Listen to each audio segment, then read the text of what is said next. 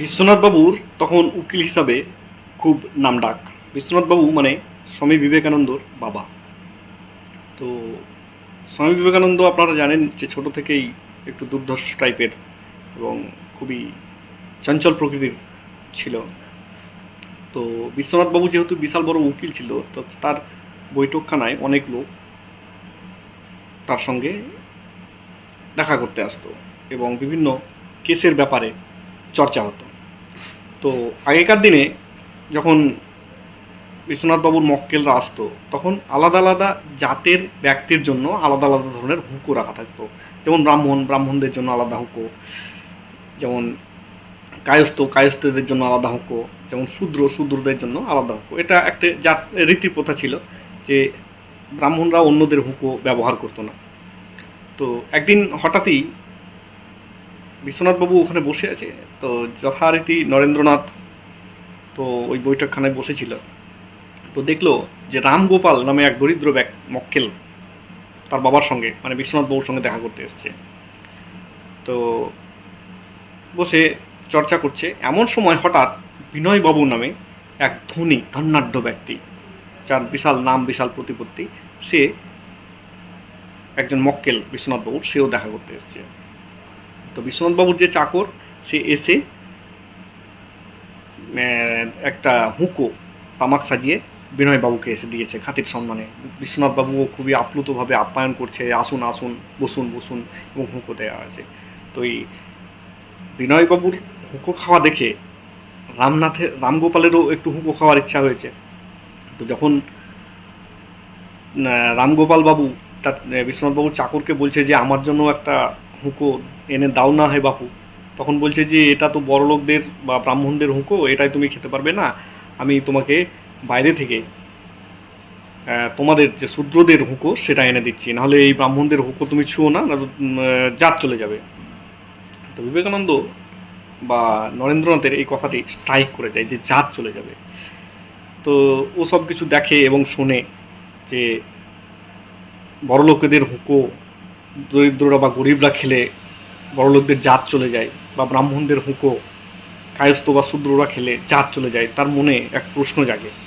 তো এমনিতেই ও কুরিয়াস বা জানার জন্য উৎসুক ছোট থেকেই।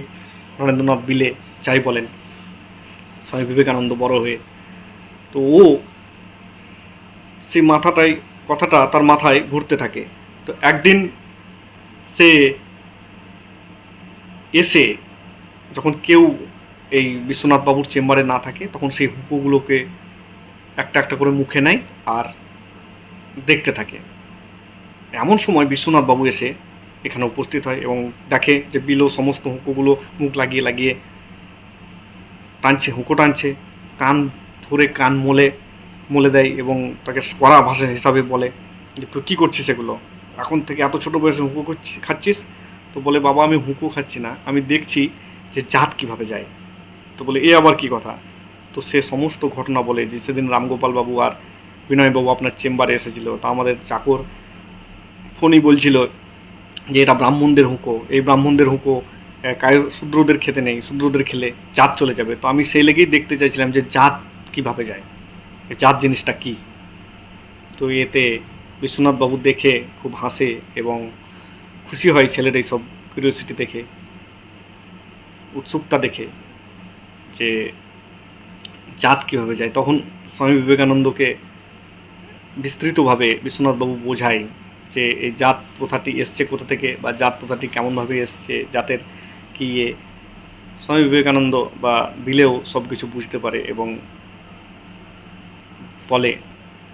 তো এই ধরনের জাত প্রথার জন্য আগেকার দিনে স্বামী বিবেকানন্দ এসব জিনিসে মানতেন না, এসব কুসংস্কার ছিল। স্বামী বিবেকানন্দ এমনিতেই জেদি বা জানার খুব উৎসুক ছিল, এর বিভিন্ন ঘটনা ছোটোবেলায় আমরা পড়তে গিয়ে পাই।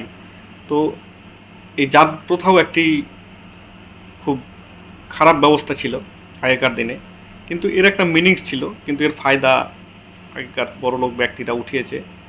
তো সেই জন্যই জাত প্রথা একটি কুসংস্কারই, কিন্তু জাত প্রথার যেমন দরকার নেই সেরকম দরকারও ছিল। এটা একটি বর্ণাশ্রম ছিল, এই বর্ণাশ্রমটি করার পেছনে একটা মিনিংস কারণ ছিল। তার কারণ হচ্ছে সমস্ত ব্যক্তি একই কাজ করলে আর ব্যক্তিরা সবাই যদি চাষ করে তাহলে পুজো কে করবে, সবাই যদি পুজো করে তাহলে চাষ কে করবে। সেই জন্যই এই বৈদিক যুগে এই বর্ণপ্রথাটাই বা বর্ণাশ্রম বা চতুরাশ্রম ব্যবস্থাটি চালু করা হয়েছিল।